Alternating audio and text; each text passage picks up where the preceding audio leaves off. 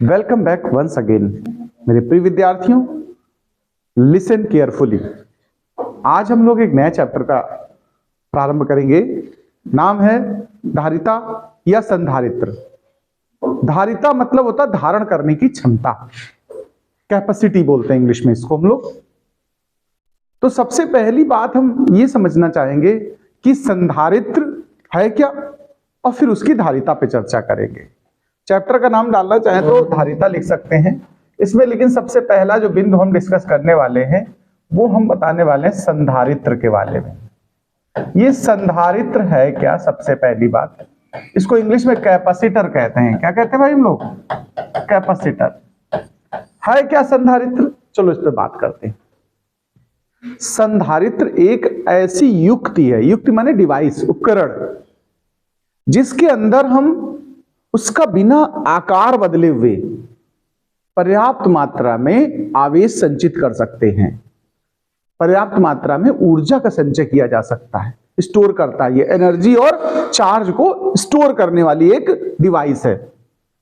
ठीक है, आकार नहीं बदलेंगे तो पर्याप्त मात्रा में कैसे संचित होगा? इसके लिए विभव बदलना पड़ता है। क्या? वोल्टेज। जितना ज्यादा वोल्टेज बढ़ाते जाओगे उतना ही ज्यादा आवेश उसमें संचित होगा। तो एक लाइन में इसका अगर हम परिचय लिखें तो हम इस तरह कहेंगे, संधारित्र एक ऐसी युक्ति है, संधारित्र एक ऐसी युक्ति है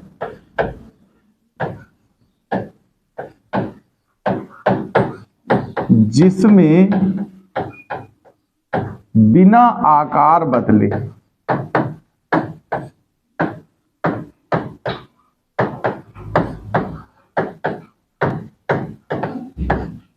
पर्याप्त ऊर्जा व आवेश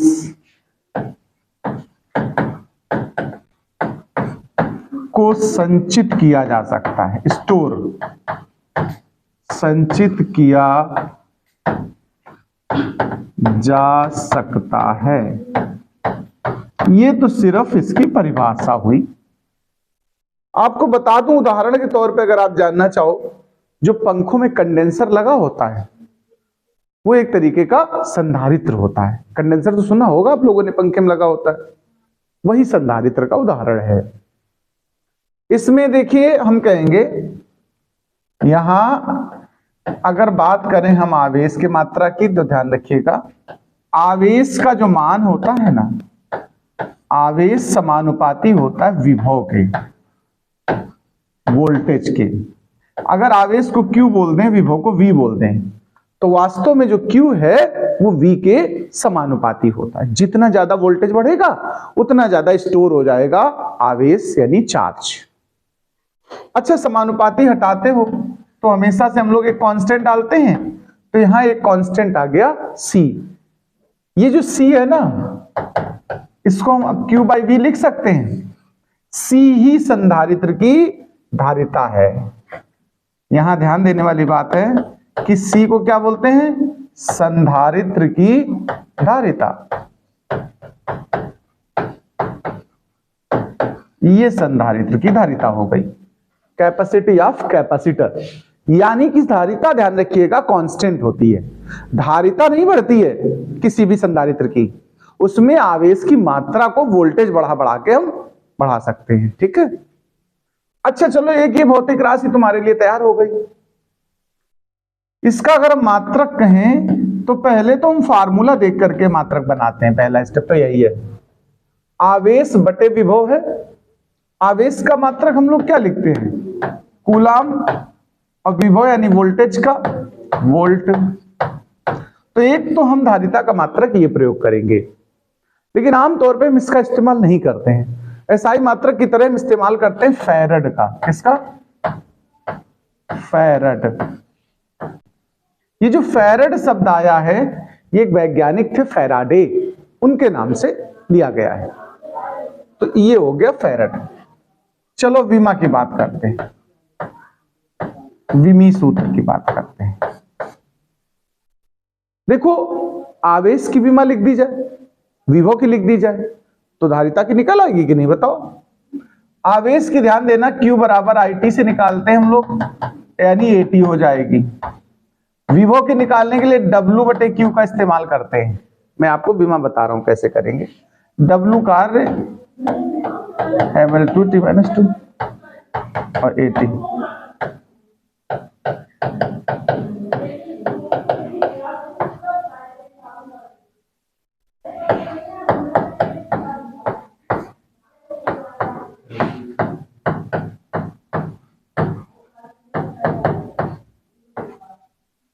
अब सॉल्व कर दो।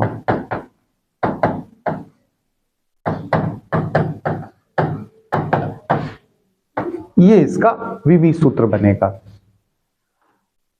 अब हम मुद्दा उठाते हैं अगला पॉइंट।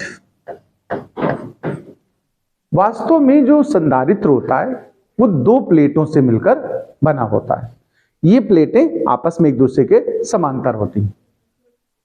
ये गोलाकार भी हो सकती हैं, गोली प्लेटें भी हो सकती हैं, बेलनाकार भी हो सकती हैं, आमने सामने वाली दो प्लेटें कम से कम चाहिए होती। तो संधारित्र को साधारणतः हम लोग संधारित्र दो समांतर प्लेटों से बना होता है।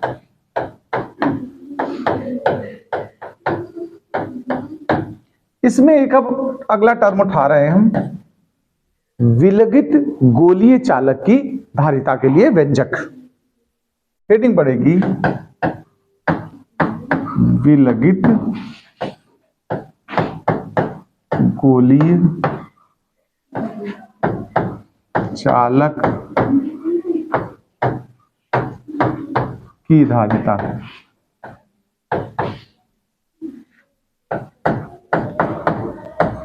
Capacity of isolated spherical capacitor.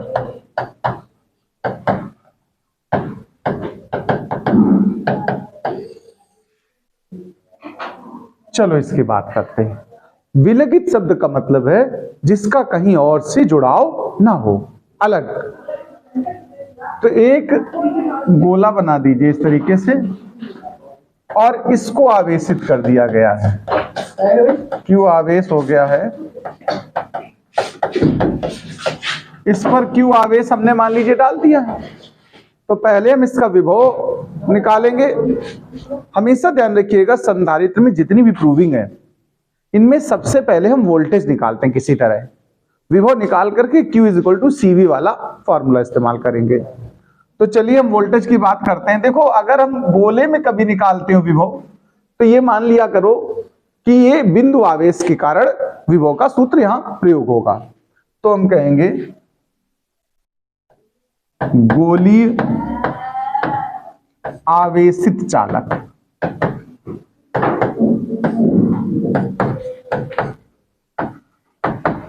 के कारण विभव। तो बिंदु आवेश का सूत्र प्रयोग होगा यहां पर V = 1/4πε0 Q/, और जो भी इसकी त्रिज्या मान लो, हमने R मान ली जैसे, तो R लिख दो। ये समीकरण 1 आ गया। किंतु हम एक सूत्र जानते हैं, Q = CV। अगर हम चाहें तो ये वाला V यहां पर पुट कर सकते हैं या Q का मान वहां रख दो, आपको जो सुविधा दे। तो समीकरण 1 व 2 से V = 1/4πε0। अच्छा एक चीज और, निर्वात या वायु ना मानते, अगर माध्यम मान के चलते तो माध्यम में यहां K कांस्टेंट डाल देते कि नहीं डाल देते बताओ। तो जब ये यहां K आ जाएगा तो अब इस जगह हम लोग वैल्यू रख रहे थे 1/4πε और Q की प्लेस में रख दो CV। देखो यहां से V कैंसिल आउट होगा, क्रॉस मल्टीप्लाई करेंगे तो C = 4πε0 K × R। ये तो हो गई विलगित गोलीय चालक की धारिता का व्यंजक। अच्छा, अगर ये माध्यम न मान लेते, हम मानते कि ये जो गोली चालक है इसमें पूरे में वायु है, इसमें कोई माध्यम परावैद्युत नहीं है, तो हम कहेंगे वायु के लिए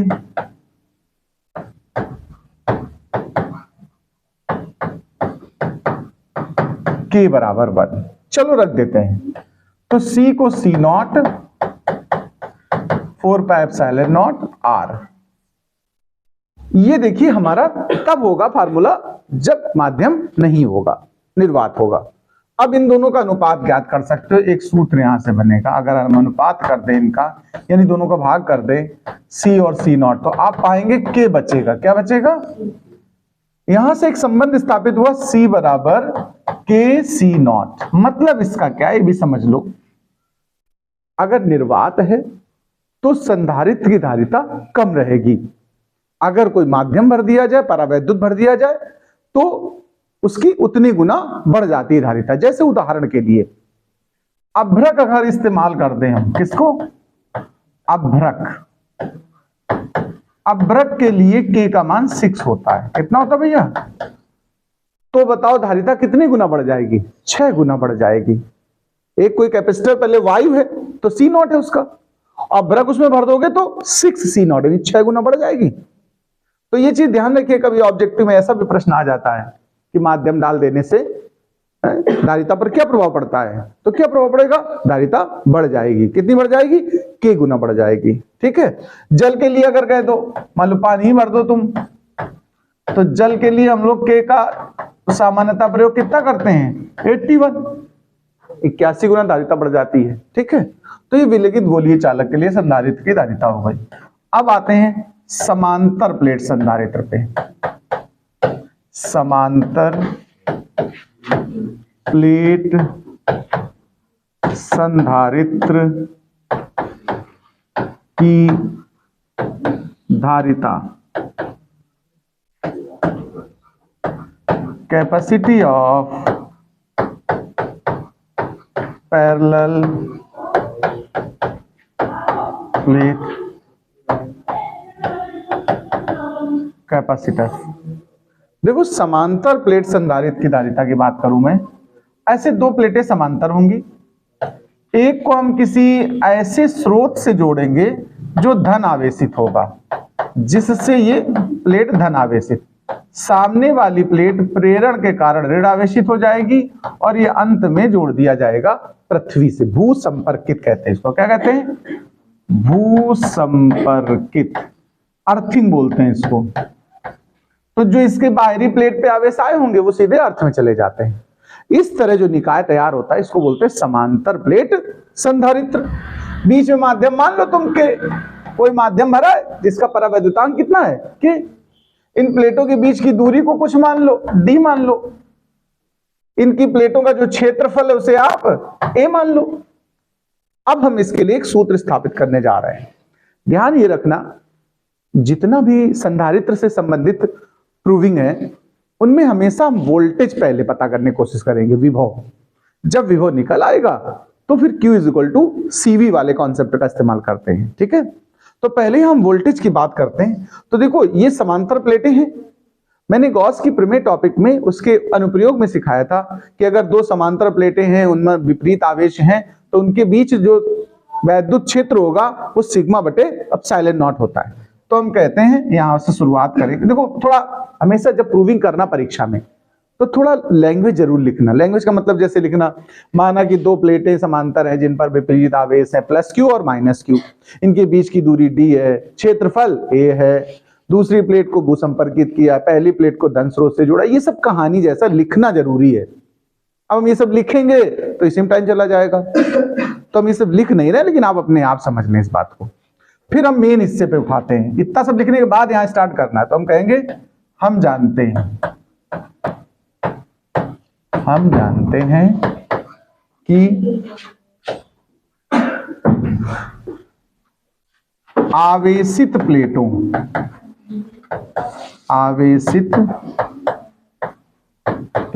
के मध्य वैद्युत क्षेत्र, पहले वैद्युत क्षेत्र निकालेंगे।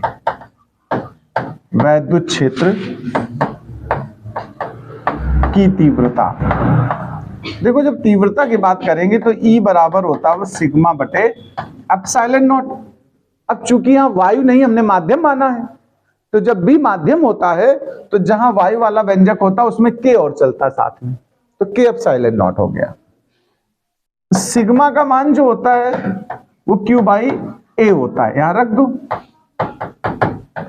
तो Q by K A epsilon not. ये E निकल आया। हम विभव निकालना चाहते हैं, उद्देश्य हमारा वोल्टेज है, किंतु एक सूत्र हमने पीछे पढ़ाया आपको विभव प्रवणता से संबंधित और वैद्युत क्षेत्र की तीव्रता में संबंध E is equal to V upon D होता है। इस हिसाब से अगर हम यहां पर ये इस्तेमाल कर दें, देखो जरा, तो V बराबर ED हो जाएगा। E का ये मान उठाओ, यहां रख लो,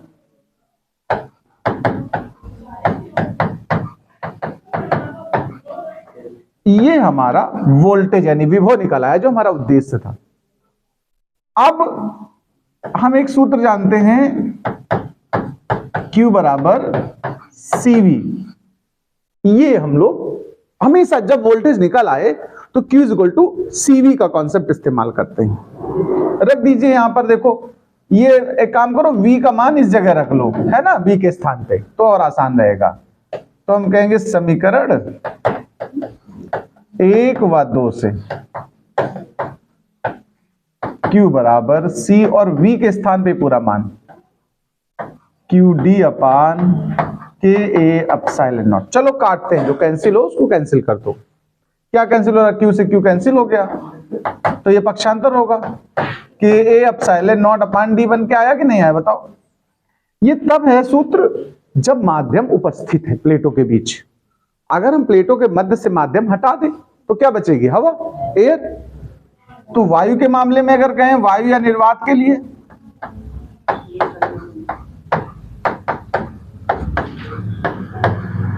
तो वायु और निर्वात के लिए K कितना हो जाता है? 1। तो C को C नॉट कह दो, तो A epsilon naught upon D farad. हमेशा जब व्यंजक प्राप्त किया करो तो मात्रक लिख दिया करो। अब एक बात हम बताते हैं, फैरेड एक बहुत बड़ा मात्रक होता है। कितना बड़ा है चलो इसकी हमें कंपेयर करके सिखाते हैं। तो पहली एक बात यहां लिख लेना है कि फैरेड एक बड़ा मात्रक है, बहुत बड़ा, बल्कि फैरेड एक बहुत बड़ा मात्रक है। ये व्यवहारिक तौर पे इस्तेमाल नहीं होता है, थ्योरी में तो लिख दिया फैरेड फैरेड, व्यवहारिक तौर पे माइक्रोफैरेड, नैनोफैरेड, पिकोफैरेड इस्तेमाल होते हैं। जरा उनके बारे में भी जान लो आप लोग। आंकिक प्रश्न जब लगाओगे तो इनकी बड़ी आवश्यकता है। 1 माइक्रोफैरेड मतलब होता है 10 के घात -6 फैरेड। 1 नैनोफैरेड होता है 10 के घात -9 फैरेड। 1 पिकोफैरेड अगर लिखा है कहीं तो -12 फैरेड। और कभी 2 बार माइक्रो लिखा हो इसका मतलब भी पिको ही होता है, यानी 10 के घात -12 फैरेड। ये सवालों में इस्तेमाल होने वाले मात्रक के कन्वर्जन है, याद कर लेना तुम लोग। अब ये कितना बड़ा है जरा मैं इसको बताता हूं। तो हमने मान लिया एक गोला जिसकी आकृति या आकार कह सकते हो पृथ्वी के समान है। पृथ्वी की त्रिज्या 6400 किलोमीटर है। कितनी है? अगर हम मान लें एक गोला, विलगित गोला जो 6400 किलोमीटर त्रिज्या का हो, तो देखिए उसकी धारिता कितनी होगी। तो हम यहां पर इस तरह लिखेंगे, पृथ्वी के समान त्रिज्या वाले गोलीय कोश की धारिता। चलो इसकी हम धारिता निकालते हैं। तो देखो अभी तो C इज इक्वल टू निकाला हमने फार्मूला, देखो अभी विलगित गोली चालक के लिए निकाला था, C is equal to 4 pi epsilon not into R। ये सूत्र हमने प्रयोग किया था, इसी से हम इसकी कैलकुलेशन कर रहे हैं। इस पूरे का मान होता है 1/9 और 10 के घात 9, और ये 6400 किलोमीटर है, मीटर में बदलोगे तो 6.4 10 टू पावर 6 मीटर आएगा। इसको जब आप सॉल्व करके निकालेंगे तो 711 और 10 के घात -6 आएगा, जब सिंप्लीफाई करेंगे तो कुल मिलाकर 711 माइक्रो फैरेड।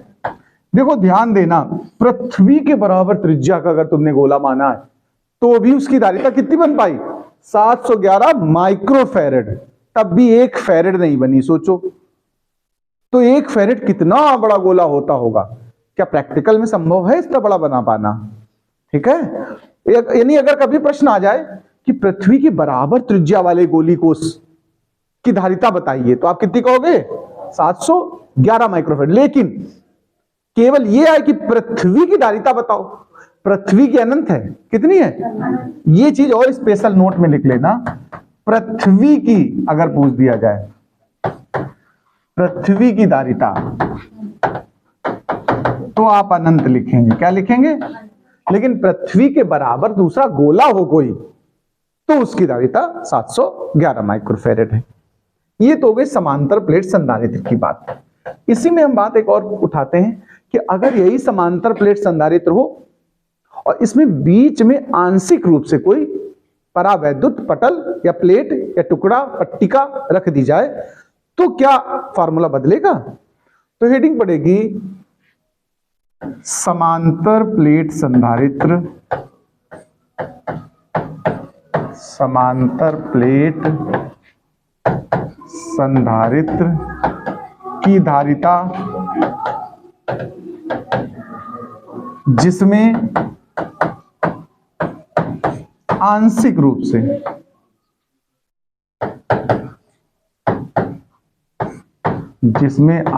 रूप से परावैद्युत पट्टिका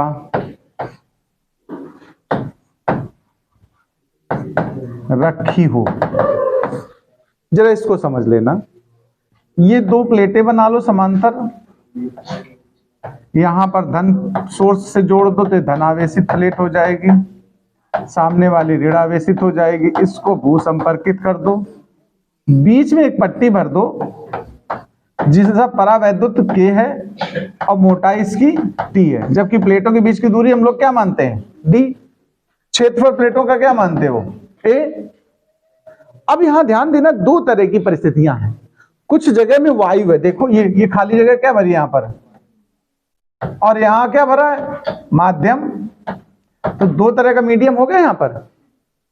तो हम जब वायु में लेंगे तो तीव्रता को हम E0 लिखेंगे और जब माध्यम में लेंगे तो तीव्रता को E लिख देंगे। हम एक बार वायु के लिए तीव्रता का बनाते हैं फार्मूला, फिर माध्यम के लिए बनाते हैं। तो वायु में विभव निकालते हैं, माध्यम में विभव निकालते हैं। तो चलिए सबसे पहले वायु क्षेत्र के लिए हम किसके लिए सॉल्व करते हैं? वायु क्षेत्र। अच्छा एक बात देखो, वायु कितनी जगह में भरी कोई बता सकता है? पूरी D थी, T में तो माध्यम घुस गया, बचा कितना? D minus T। तो वायु क्षेत्र के लिए अगर हम वैद्युत क्षेत्र की तीव्रता E बराबर V अपान वैसे D होता है तो D की जगह हम लोग क्या लिखेंगे? यहाँ D माइनस T। और इसके लिए हम लोग सिंबल क्या इस्तेमाल कर रहे हैं? E0। तो V1 जो विभव निकला वायु क्षेत्र का वो निकला E0 D माइनस T। और चूंकि गॉस के प्रमेय में सीखा हमने तीव्रता निकालना प्लेटों के बीच का, उसका सूत्र होता है सिग्मा बटे एप्सिलॉन नॉट। और सिग्मा को क्या कहते हो? Q by A। यहां रख दो तो Q by A epsilon not D minus T। ये V1 आ गया समीकरण 1। यही परिस्थिति हम यूज करेंगे माध्यम के लिए, माध्यम के क्षेत्र में।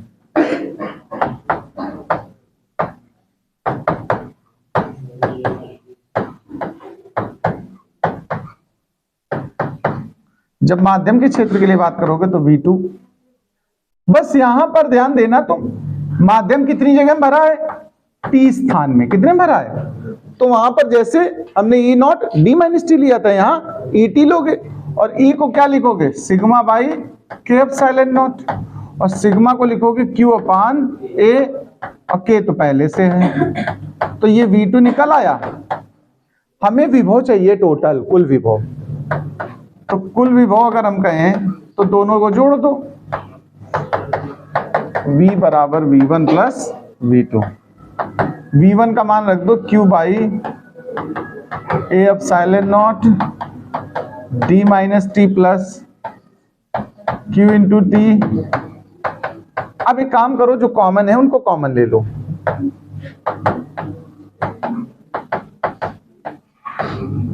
D minus T plus T upon के। अब एक काम करते हैं, वोल्टेज हमारा जो मेन रिजल्ट होता है वो वोल्टेज होता है। जब वो निकल आता है तो हम लोग फार्मूला इस्तेमाल करेंगे Q is equal to CV। तो अब हम कहेंगे कि Q बराबर CV हम जानते हैं पहले से, Q बराबर CV। अब इस वाले का Q उठा करके यहां रख लेते हैं। चलो, तो समीकरण 3 और 4 से रख दो। तो V is equal to Q की जगह CV रख लो, A epsilon naught D minus T plus T upon के। देखो दोनों तरफ से V कैंसिल हो गया कि नहीं हो गया, बताओ। C का मान चाहिए तो भाग वाला गुणन चला जाएगा, गुणा वाली चीज पूरी भाग में चली जाएगी। तो C बराबर आ जाएगा A epsilon naught upon D minus T plus T upon के। ये व्यंजक हमारा तब इस्तेमाल होगा जब आंशिक रूप से कोई परावैद्युत पट्टिका रख दी गई हो प्लेटों के बीच में। इसमें कुछ केस होते हैं, जैसे केस फर्स्ट हम उठाते हैं। हम कहते हैं अगर पूरे स्थान में आंशिक रूप से ना भरी हो, पूरी तरह भरा हो पदार्थ, तो यदि परावैद्युत पूर्णता भरा हो, तो जब पूर्णता भर दोगे पूरे में, तो जो T है वही क्या हो जाएगा, D हो जाएगा, पूरे स्थान में भर जाएगा कि नहीं, बताओ। तो यहां जहां जहां T है वहां T रख लो। तो देखो C बराबर है एप्सिलॉन नॉट अपान D minus D plus D अपान के। ये D कैंसिल हो गया, ये K ऊपर चला गया, के ए एप्सिलॉन नॉट अपान D।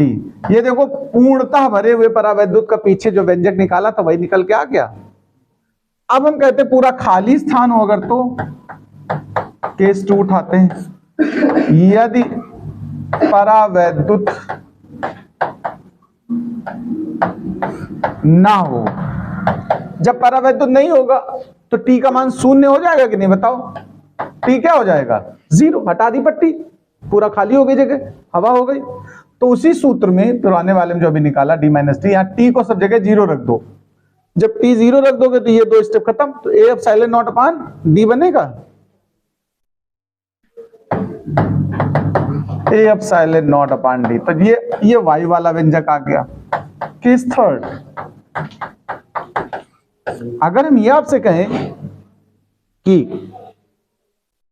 ये जो पट्टी रखी थी वो एक सिंगल ना होकर पतली पतली कई पट्टियां रख दी जाएं, अलग अलग तरह की, अभ्रक, कांच, कागज, मोम, अलग अलग तरह की, तो हम कहेंगे यदि भिन्न भिन्न परावैद्युत की पट्टिकाएं भरी हूं, तो बस जहां पर तुमने देखो C बराबर है एप्सिलॉन नॉट अपान D माइनस टी था, तो T के स्थान पर ये सब जुड़ती चली जाएंगी, और फिर प्लस D अपान, तो T अपान था तो T1 अपान K1 प्लस T2 अपान K2 प्लस डॉट डॉट, इस तरह से ये व्यंजक विस्तारित हो जाएगा। एक और केस देख लो लास्ट में 4। देखो अगर हम ये कहें कि दोनों प्लेटों को आपस में एक तार द्वारा जोड़ दे, तार मतलब चालक द्वारा, धातु द्वारा, या पूरे में धातु भरी हो, एक ही बात है, पूरे में धातु भर दो या दोनों प्लेटों को तार से जोड़ दो, तो हम कहेंगे यदि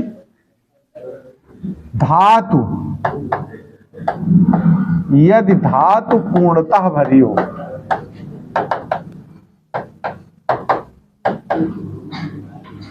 तो जहां K है ना वहां इनफाइनाइट रख दो, तो C बराबर ए epsilon not D minus T बचेगा, और ये पूरा तुम्हारा क्या हो जाएगा, देखो T1 अपान K1 तो k का मान क्या हो गया, इन्फिनिट।